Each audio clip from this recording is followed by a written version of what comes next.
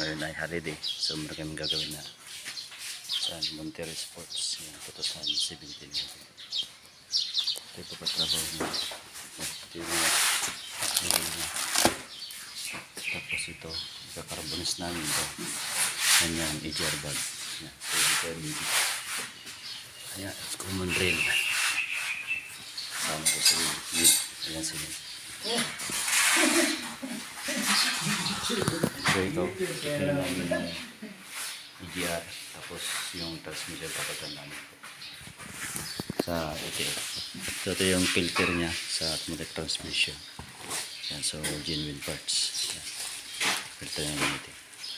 Ayan guys, so ito yung kanyang oil. So kasi yung ginuwi lang yung linagyan nila, pero ito ang salom nito ay ETF fluid. Kasi wala kasing ganito na retro. So bultuhan kasi, kaya yun na binili namin na ganito na lang sa MA transmission fluid. So 6 liters po ito. Yan, tape yung mga brake pads nya palitan. So genuine parts nya sa Mitsubishi Pro rear. Ito naman sa rear. Yan. Yan, ito po yung yan, so ito po yung rear sa brake pads ko kapag pa rin. So maraming trabaho po ito. Yan, so mag-walks po ko dito. Kasama ko po sinipan dito sa loob. Ayan, tatanggalin ko yung mga cover na dyan sa loob. Parang may naamoy ako hindi maganda. So ayun guys, so tatanggalin yung filter nya. So yung filter ko sira niya. Oo. Kasi yung marami na pala yung kuno ang uwi.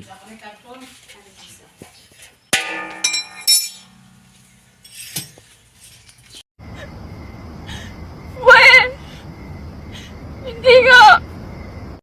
Ano? Kasi ito yung luma, tapos ito yung bago. Vlog mo man yan. So ganyan. So pares lang. So basic lamang po yung pagtatanggal. Para silang tatak yan. Ganoon din. So para silang kanya filter. So genuine parts. Okay. What the fuck? So baklasin to. So marami pa kung tatanggalin niya. Tinanggal ko no, mga wire niya. So basic lamang po. So ito kukunin natin yung EGR valve niya. Yan. Yan po. Kukunin po natin yan. Pati yung intake. Yung baklas natin yan para malinisan po yung kanya. Loob niya. Yung dumi na. Ayan. Dumi. Dumi po. Kanyang throttle body. So with action. Ayan. Wala ni Sir Ned. So nandun yung mga gawa niya. Tanggalin mo muna siguro yan. Filter. Ayan. Lagay mo muna yan ganyan. Mas maganda. Ayan. Okay na. Ayun. Sabi ko. Ayun na. May nagadilit. So ganun lang po paglalagay natin ng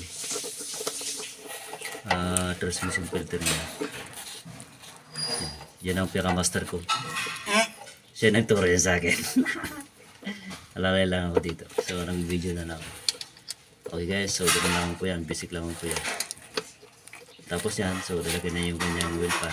Basic lang po yan. So yan, nilagay ko na. So, wala na, umbos na. So basic lang po yan sa paglalagay ating ETF fluid sa ating Mitsubishi. When?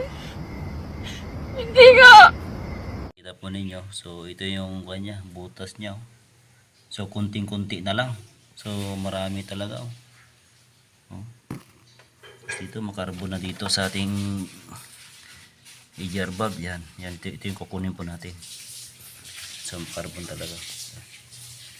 So muli na na-advise ko na talaga tatanggalin to. Kasi ito po yung nagpapahirap sa ating sasakyan na kulang yung higop ng hangin. So ma-short siya. So ibig sabihin mahina yung hatak ng ating sasakyan, ating Montero.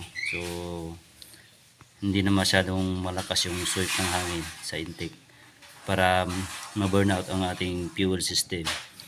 Kaya doon siya nagkukos ng low power ang ating unit. So buti na lang nag-recommend ako na cleaning itong EGR na ni Doc. Itong ating unit. Okay na. So yun guys, marami talaga ang ating intake. So kailangan natin linisan talaga yan. So, sa atin yan. So si Sir Med, may ginagawa dito sa kabila. So mapagkain ng brake pads na.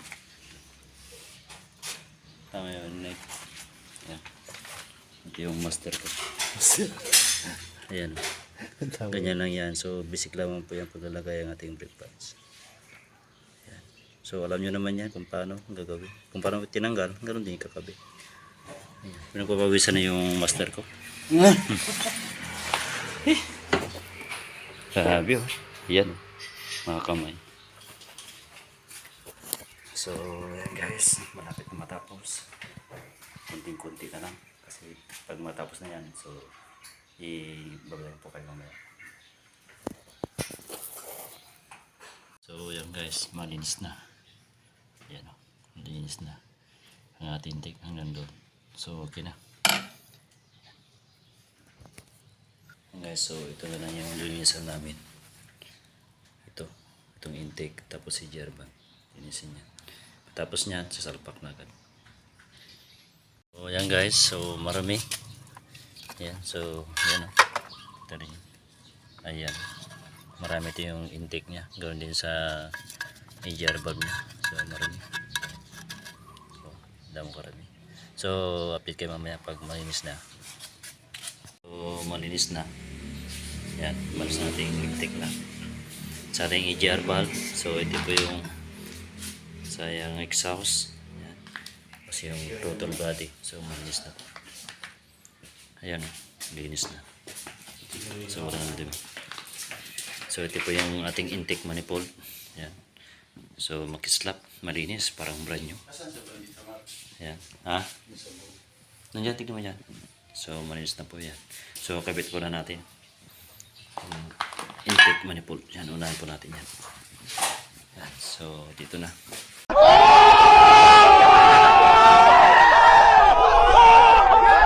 So simulan ko na dito, ilalagay dito sa ating intake manifold yung binuhat natin. Mandar na, okay na lahat. So nalagay na namin pati yung transmission niya.